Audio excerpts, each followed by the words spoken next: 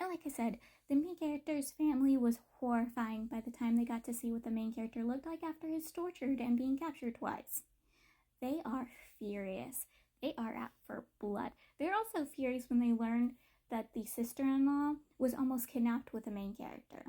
They didn't just target the main character, they targeted the sister-in-law who's heavily pregnant. This family's out for blood.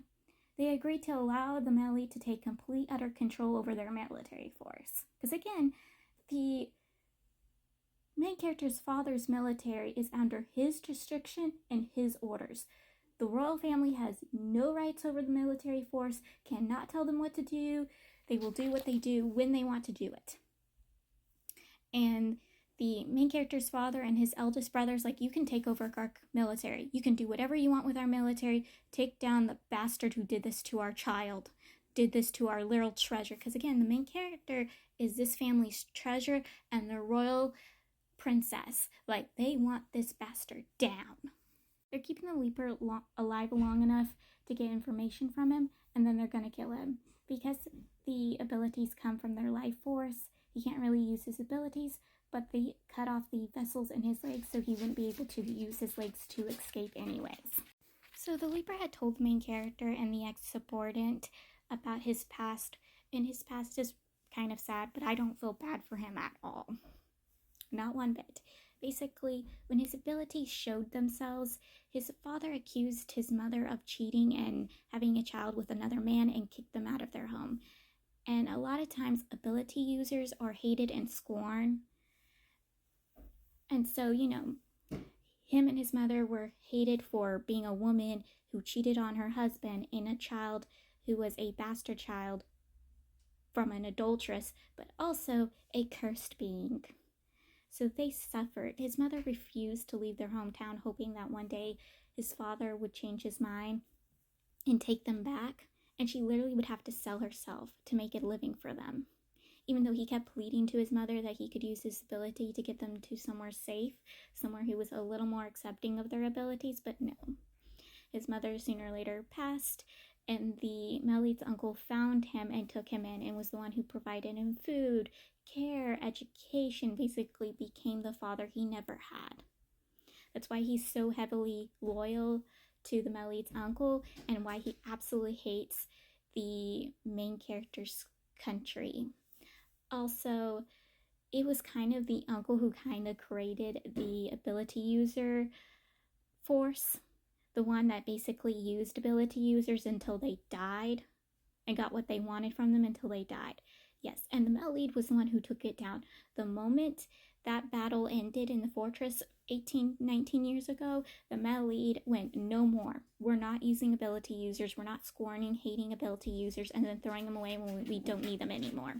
We're done doing that. Goodbye to that force. Ability users should be treated like equals and not thrown away when we don't want them. Also, the Leaper hated the fact that the Melite had the same ability as him, but was worshipped like a god, while he was treated like a curse. The Melite gets the fortress back under their command, under their ruling, which is great. The fortress is down. They don't have to worry about any soldiers being on their land anymore. The Melite goes to the enemy country, and he enters the enemy country's palace and enters where the king is, and he kills the king. Like, they plan to basically take the country underneath their power and control and treat the people of this country as their equals, the innocent people. Because again, the innocent people have been starved, used, and abused by this country for years.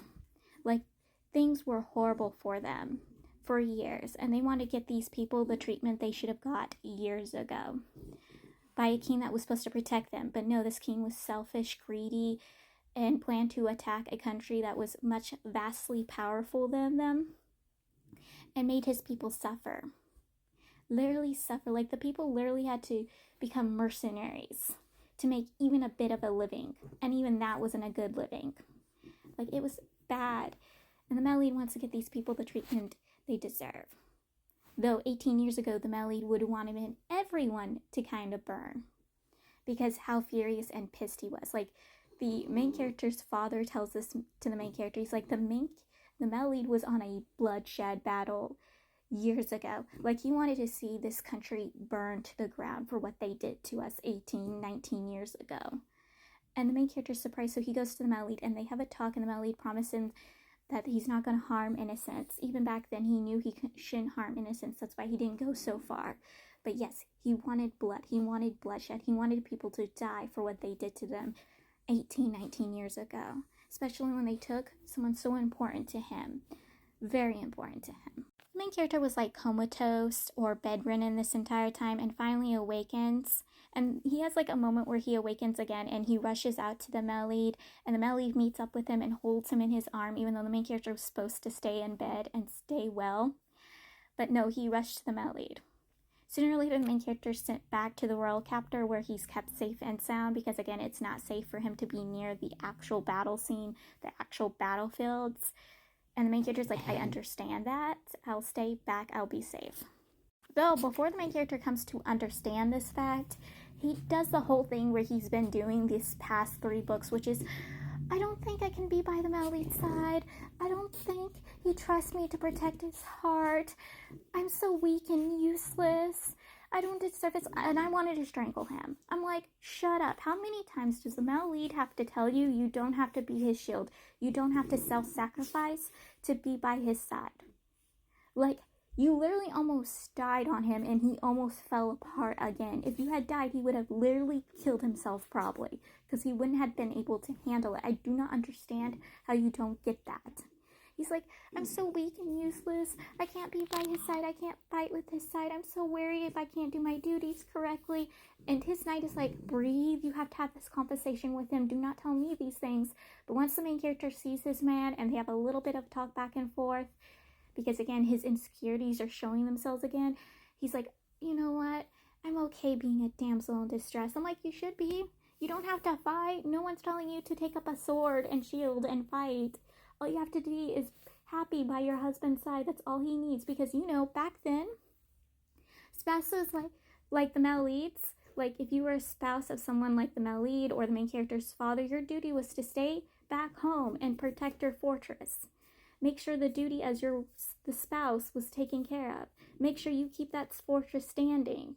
Or you stay back home and you make sure your home is safe and sound. You don't go to the battlefield with your partner. You stay back and you protect your people there. You provide for your people there. Like, I don't know how he doesn't get that. I wish someone would teach him that, but no one does.